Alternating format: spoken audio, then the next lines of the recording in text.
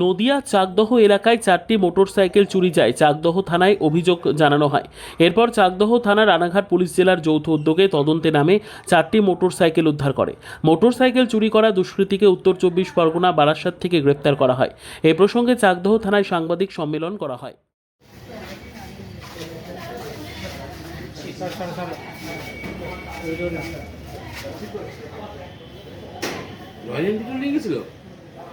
হ্যাঁ চালিয়ে নিয়ে গেছিল। গাড়িটা কবে হারিয়েছিল? গাড়িটা গত মাসের 5 তারিখে হারিয়েছিল। আচ্ছা, 5 তারিখে তো কোথা থেকে হারালো? ওই আমাদের প্রেসক্রিপশন করানো মাছ বাজারের সামনে থেকে। বাজার করতে গেছিল? বাজার করতে গেছিলাম, মিনিট 15 জন্য বাজারে গিয়েছিলাম, তো গাড়ি তারপরেই গাড়ির আর হদিশ পাওয়া যায়নি। ঠিক আছে, এবং সিসিটিভি ফুটেজের মাধ্যমে সেটা সোশ্যাল মিডিয়ায় একটু পোস্ট করা হয় এবং সেটা ভাইরালও হয়। এবং চাকদা পুলিশ প্রশাসনের তৎপরতায় আজকে হচ্ছে 5 তারিখ, তো গাড়ি এই মুহূর্তে আমাদের চাকদা থানাতে আছে।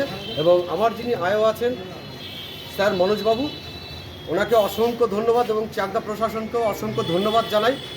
আর কি বলবো, আর বলার কিছু নেই। গাড়ি পেয়ে খুব খুশি। গাড়ি পেয়ে অবশ্যই খুশি, আমার গাড়ির উপরে সংসার চলছিল। আর এই মুহূর্তে আমি চাকদা প্রশাসনকে অবশ্যই ধন্যবাদ জ্ঞাপন করছি। আর প্রত্যেকটা কাজ আরও সুন্দরভাবে এগিয়ে চলুক আমাদের চাকদা থানা। আমি সর্বদা আমার যতটুকু ক্ষমতা আমি নরেন হয়ে একটা খাবারের দোকান করি, তো সেইখানে আমি গাড়িটা কবে হাতে পাবেন? গাড়িটা পাবো এখন প্রসিকিউর বলতে এখন কোর্টের মাধ্যমে গাড়ি দেবে স্যার বলেছে। কি করেন? আমি একটা রেস্টুরেন্টে হোটেল চালাই, বাড়িতে বসে। হ্যাঁ, ফ্যামিলি খুব জরুরি ছিল, একদম জরুরি দরকার ছিল, যার কারণে ডেলিভারি আমার সম্পূর্ণরূপে বন্ধই ছিল। আপনার বাড়ি কোথায়? বাড়ি হচ্ছে 19 নম্বর ওয়ার্ড, দুধকন্টি কলোনি। ভাইস চেয়ারম্যান আমাদের পিন্টুনাথ নরেন ব্যাপারী, বাবার নাম উমেশ ব্যাপারী। ঠিক আছে।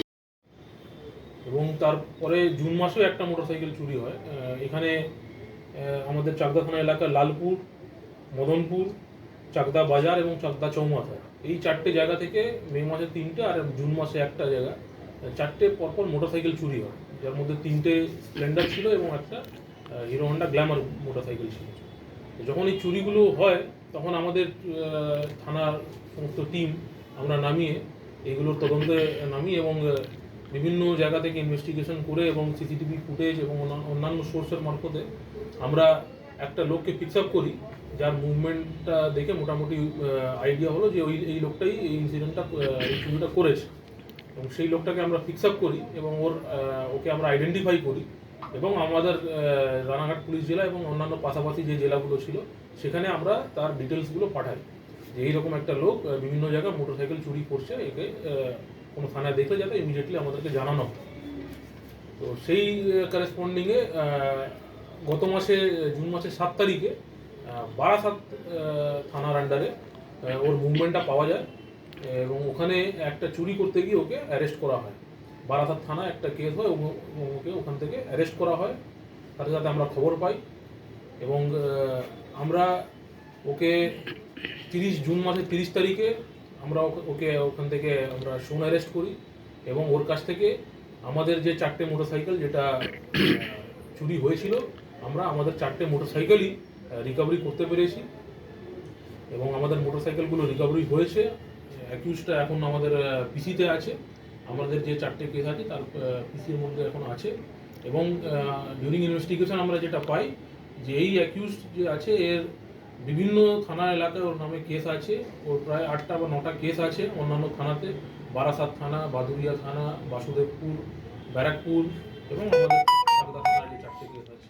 বিভিন্ন থানা এলাকায় ও চুরি করে বেড়াতো এবং আমাদের থানা এলাকায় যে 4টে মোটরসাইকেলটা মিসিং ছিল সেগুলো আমরা 4টেই আমরা রিকভারি করতে পেরেছি এবং আসামি এখন পিসিতে আছে। আমরা ফার্দার ইনভেস্টিগেশন করে দেখছি যে ওর সাথে এর মধ্যে আরও কেউ ইনভলভ ছিল কিনা এবং আরও যদি কোনো কিছু ইনসিডেন্ট বা কোনো মোটরসাইকেল যদি চুরি করে থাকে সেটাও আমরা রিকভারি করার এবং ফার্দার ইনভেস্টিগেশন করার আমরা চেষ্টা করছি। সেই নামটা কি, কোথা থেকে ধরলেন?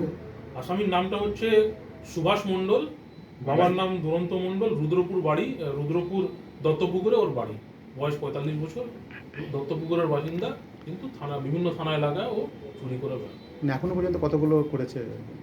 আমাদের কাছে যে রেকর্ডটা আছে, আমাদের চাকদা থানা এলাকার 4টে কেস আছে এবং 4টে মোটরসাইকেল ছিল, আমরা 4টে রিকভারি করতে পেরেছি। এই তদন্তে আমরা জানতে পারি যে ওর আরও অন্যান্য থানাতে প্রায় এরকম 5-6টা অন্যান্য থানাতে ওর চুরি কেস আছে। এর প্রিভিয়াসলি ওর 2015 সালে এনডিপিএস, 2022 সালে আরও একটা কেসে ইনভলভ ছিল, এবং রিসেন্টলি যেটা দেখা যাচ্ছে 2024-25-এর দিকে ও মোটরসাইকেল চুরির সাথে যুক্ত হয়েছে। কোথা থেকে ধরলেন?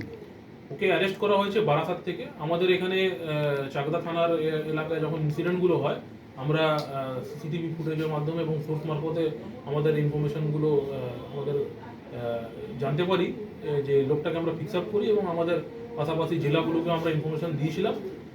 সেই করেসপন্ডিংয়ে বারাসাত থানা এলাকায় ওর মুভমেন্টটা দেখা যায়, এবং 7 তারিখ, জুন মাসের 7 তারিখে বারাসাত থানা এলাকায় একটা চুরি করতে গিয়ে ওকে ধরা পড়ে। সেই খবরটা আমরা যখন পাই, তখন আমরা আমাদের কেসে ওকে এই জুন মাসের 30 তারিখে ওকে আমরা অ্যারেস্ট করি, পিসিটা নেওয়া হয়, এবং আমাদের 4টে মোটরসাইকেল যেটা চুরি হয়েছিল, এই 4টেই আমরা রিকভারি করতে পারি। মানে এখনো অব্দি জেরা কি জানি যে মানে এই মোটরসাইকেলগুলো কীভাবে চুরি করতো? ও এখন অবধি ইনভেস্টিগেশনটা চলছে, আমরা জাস্ট ওকে পিসিতে নিয়েছি, আমরা তদন্ত করছি। এখন অবধি যেটা জানা গেছে যে মোটরসাইকেলগুলো হি ইজ আ হ্যাবিচুয়াল লিফটার। ও এখন লাস্ট 1-1.5 বছর ধরে এটাই করে যাচ্ছে, এবং প্রিভিয়াসলিও অন্যান্য ক্রাইমের সাথে যুক্ত ছিল। তো এখন অবধি ওর ইনভলভমেন্টটাই পাওয়া গেছে, মোটরসাইকেলগুলো চুরি করে ওকে পার্টসগুলো বিভিন্ন জায়গায় বিক্রি করতো।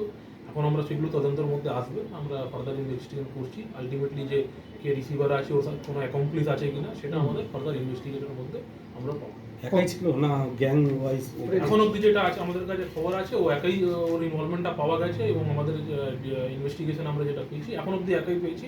বাকি ওর ফার্দার কেউ কিছু আছে কিনা ওর সাথে, বা কোনো গ্যাং আছে কিনা, সেটা আমাদের ইনভেস্টিগেশন মারফতে যেটা আসবে, আমাদের সেটা ইনভেস্টিগেশন আমরা পাবো।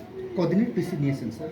আমরা প্রথমে আমাদের একটা কেসে 4 দিন পিসি নিয়েছিলাম, এবং সেখান থেকে যখন মোটরসাইকেলগুলো আমাদের রিকভারি হয়, আমাদের নেক্সট একটা কেসে আরও 3-4 দিনের আমরা পিসি পেয়েছি, এবং আমাদের ফার্দার ইনভেস্টিগেশনটা চলছে। মানে আপাতত পিসি পিরিয়ডে রয়েছে। এখন বর্তমানে পিসি পিরিয়ডের মধ্যে আছে।